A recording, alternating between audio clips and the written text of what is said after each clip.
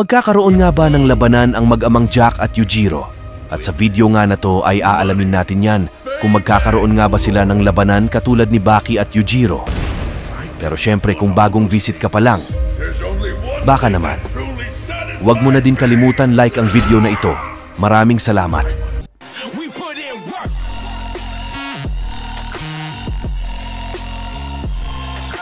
Sa Baki Rahen Chapter 8, makikita natin si Jack at Yujiro na sabay naglalakad. At nabanggit nga dito ni Yujiro na may nakasabay daw itong malakas, which is si Jack Hanma ang kanyang tinutukoy dito.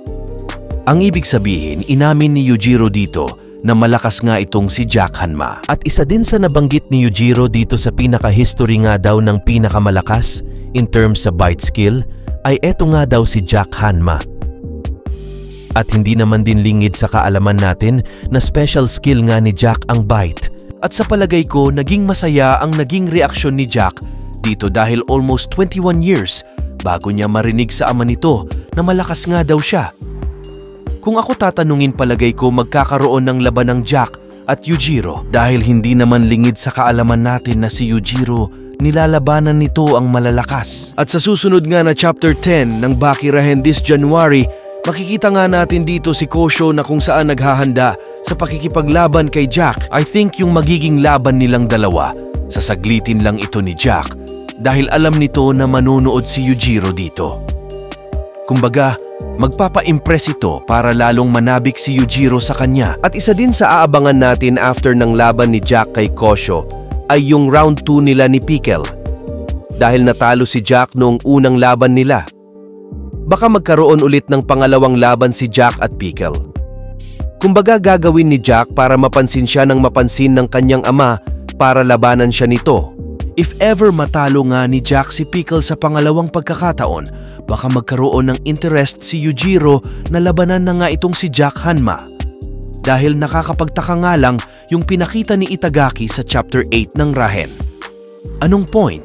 Kaya bakit pinag-usap niya si Jack at Yujiro, diba? At palagay ko sa Baki Rahen si Jack ang pinaka-main character sa darating na season na ito. Dahil parang mas pinalakas pa ito dahil naka-full set artificial titanium teeth siya dito at bagong technique na Gudu, X-ray vision, insane reaction time, deadly counterattack at mas lalong pang lumaki ang mga muscle nito. At idagdag pa natin ang insane pain tolerance nito, huge size, at maraming battle experience at higit sa lahat nag-increase lahat ng fighting capabilities nito. Napalagay ko mahihirapan kahit papano si Yujiro if ever maglaban nga silang dalawa.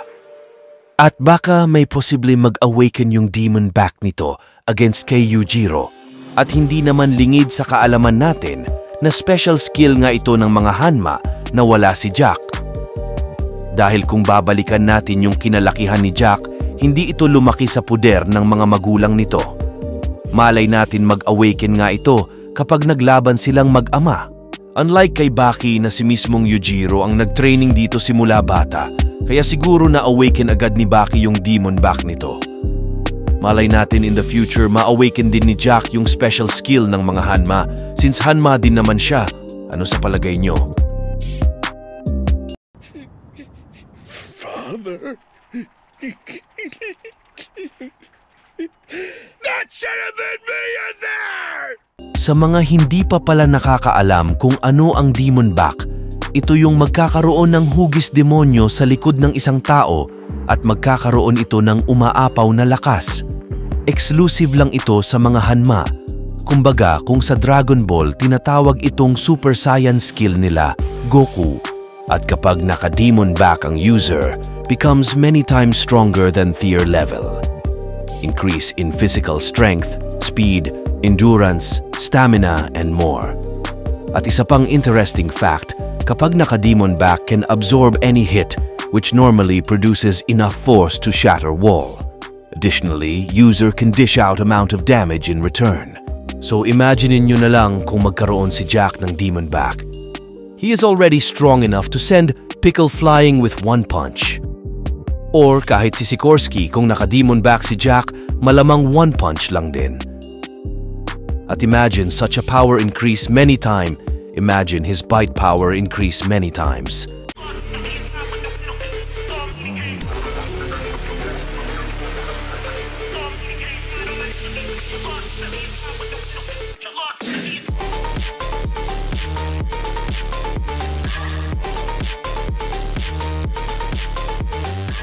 At kung mangyari nga ang laban ng Jack at Yujiro, he would be able to show us a great fight, maybe even force Yujiro to use his demon back.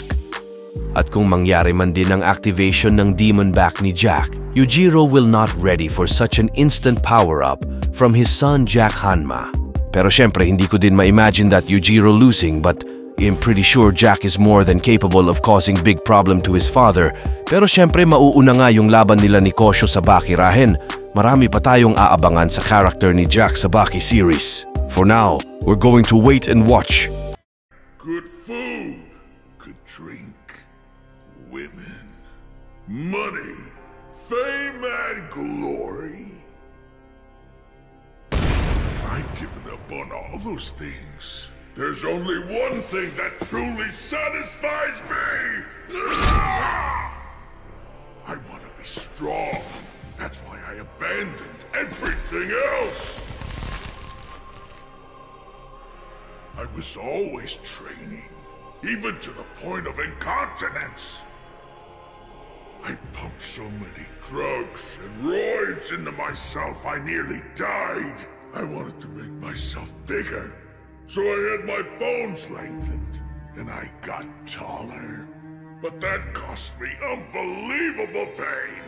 Everything I've done has been for one purpose, to gain strength. That and that alone is what my whole life has been about. And now here I am. I'm doing pretty good. Kung kayo ang tatanungin ano sa palagay nyo ang Baki Rahen Chapter 8, we're also hope for the continuation of the Jack and Yujiro talk. Leave your comment down below if this video was interesting to you. Leave a like and subscribe for more. See you in the next video, guys. Maraming salamat.